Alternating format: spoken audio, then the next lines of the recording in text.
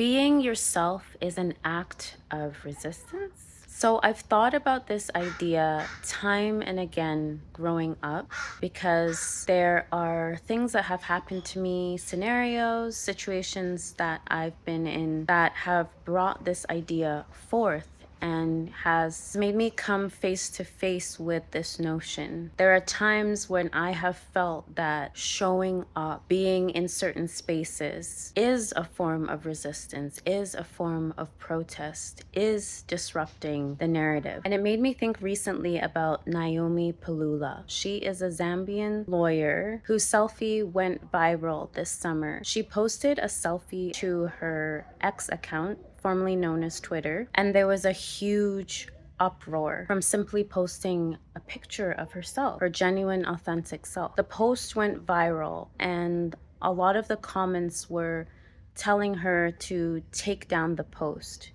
because they felt that the way that she looked did not fit within their conception or their idea of what beauty is supposed to look like. And she protested these voices and made it clear that no, this is who I am. I like myself. I love myself. I know that I don't fit your standard of beauty, but this is me. And I'm going to love on myself and I'm going to keep this post up. And I was thinking about this situation recently and how her choosing to keep her post up and not be defeated by these voices was an act of resistance.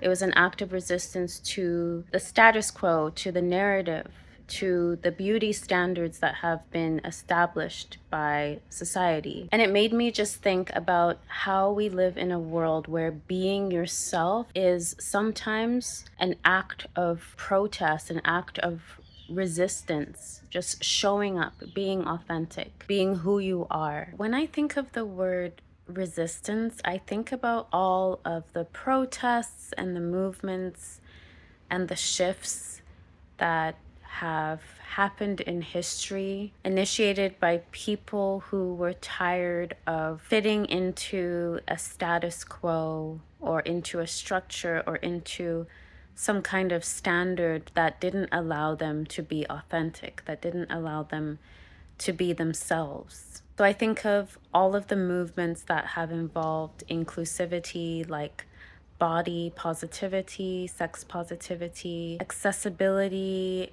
racial issues, gender issues, movements involving religion and spirituality and philosophy and ways of living life. I think about all of those shifts and movements and protests and revolutions on a large scale, on a historical scale.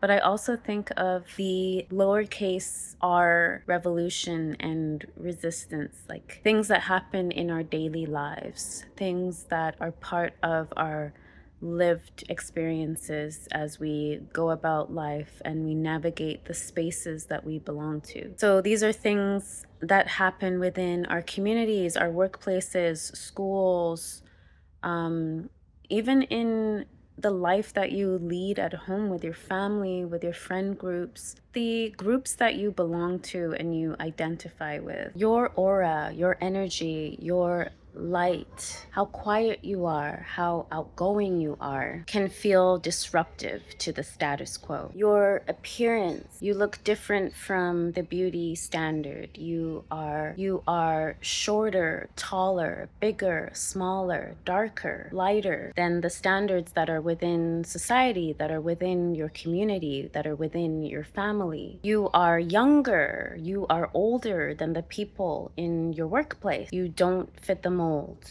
Your background, your culture, your class, your education does not fit into whatever is the dominant idea around you. How you speak, how you don't speak, where you come from, your ethnic background, your voice, your opinion, the way you do things, the way you don't do things. You just holding space and showing up as you are can be an act of resistance for people who are around you. Even your experiences, the things you've been through, the things that have happened to you, the things that you have chosen for your life, they can disrupt the dominant discourse of the communities that you belong to, and therefore showing up and being present in those communities and being open and sharing your story and being authentic to who you are can feel very intimidating, can feel very disruptive to the narratives, to the conversations, to the agendas, to the standards that you might be aware of, and also those that you are not aware of. I think even sometimes being yourself, being authentic to who you are, can be an act of resistance to yourself, because those stories and narratives and those standards and the ideas of what is dominant in the culture may be conditioned into you, and therefore it's very challenging and it's very hard to show up as yourself. Maybe showing up authentically is a challenge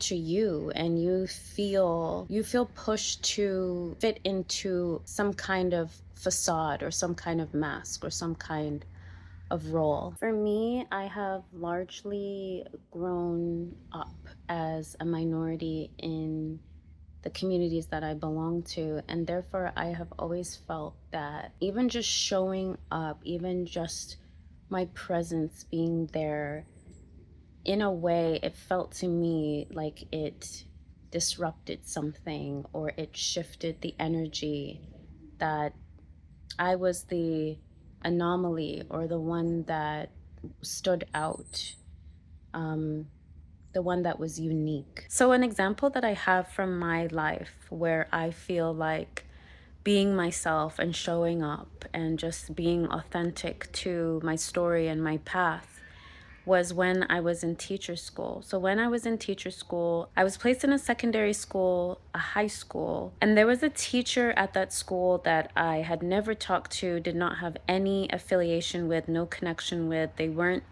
my mentor teacher, they weren't a teacher who was overseeing me or supervising me or anything like that. They were just a teacher at that school. And I heard that he was saying things about me like, where is she even from? And why does she do her lesson planning like that? And why does she move that way? And there were other things that this teacher had to say about me, which was quite surprising to me, considering I had never had any deep interactions with this teacher besides maybe waving and saying hello. But I heard from my supervisor, from my mentor teacher, that this teacher was saying certain things about me and she wanted to give me a heads up. And it just made me feel like, wow, wow, wow, wow. I feel that this teacher is threatened by me in some way, because I just didn't understand why they had made me a subject of their conversation, and they had never brought these things or these concerns to me at all. And it really made me see that sometimes just your presence, just you showing up in certain spaces, just you existing and being there with the way that you look like, with the way that you talk, the way that you move, the way that you do things, can be a form of resistance. It can shift the energy for people around you. It can trigger something inside others. It can make people have to confront different emotions, feelings, experiences, standards, visions, agendas, things inside of themselves that they may not even know. It can create a stir and cause some type of rise out of people. And when it comes to my experience, there's a bit more than that, but I'll leave it at that to keep this video cute. And say that, yeah, sometimes your presence can be intimidating and threatening to other people. Sometimes just showing up and being yourself can elicit that reaction out of others. And it can take a lot of courage and confidence to stand up for what you know is right and what you know is truth and what you know is authentic to you. It can take a lot of courage to just walk in who you are. Sometimes, for example, you can be part of a friend group who believes things should be a certain way. Maybe you're a part of a friend group who wants to party and drink all of the time. Maybe you're part of a friend group who believes that you need to make a certain amount of money, that you need to join a certain type of gym, that you need to do certain types of activities, that you need to look a certain way. And choosing to disrupt that narrative and being your authentic self and being and showing up who you feel inside you are can be very disruptive to the dominant ideas in that group. You could be part of a family that wants you to marry at a certain age, that wants you to do certain things, behave in certain ways, and choosing to veer out of that mold can be very disruptive. You could be the only woman or the only man within a certain field or in a certain profession, and perhaps showing up as yourself and even just being present in that classroom or in that field of work can disrupt the narrative and disrupt the ideas that already exist there. Living in a world, in communities, in societies, in structures that are discouraging you, maybe in subtle ways, maybe in big ways, to be something else, to fit a particular mold. And so the encouragement today is to make those baby steps, those small little decisions and choices, which are actually big, but make those little changes and those little steps here and there to show up authentically. Maybe like Naomi Pilula, it is choosing not to take down your selfie. Maybe it is standing up for something that you know is right within a friend group or in a community that always makes fun of you. Maybe it's about being proud of the way you look, how short you are, how tall you are, how small or big you are, whatever it might be. Maybe it's about sharing your experiences and your stories openly and honestly and transparently and saying, hey, this is who I am, this is how I am. Because if those standards and if those narratives and those conversations and those stories seem to have a right to exist, why can't you as well? Why do those stories, why do those narratives, why do those structures need to be more important and more powerful than your authentic self? And I think that when we show up more authentically, we inspire and encourage other people around us to do the same thing. It's contagious. It's like a movement. We are saying that this isn't supposed to be abnormal. I am not the anomaly. I am normal. I am the status quo. I am what is commonplace, what should be accepted. And we normalize who we are when we show up as ourselves. And we should normalize who we are because who we are is normal. We are a part of the human race. We are a part of this grandiose array of lived experiences, which are part and parcel of what it means to be human. So our very presence, our very essence is spectacular and yet normal. Even if it's not quote unquote commonplace or what is accepted or normalized in that specific group, we are normal in the sense that we are human.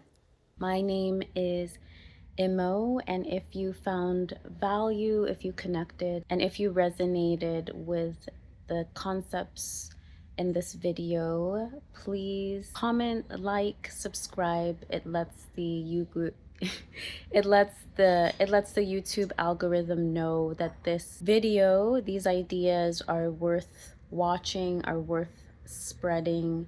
Thank you so much for supporting me, for watching my videos. Thank you so much for your comments. Thank you so much for your love. I join with you and I am inspired. Let's inspire each other to show up more authentically, even just baby steps making baby decisions in our lives to do so.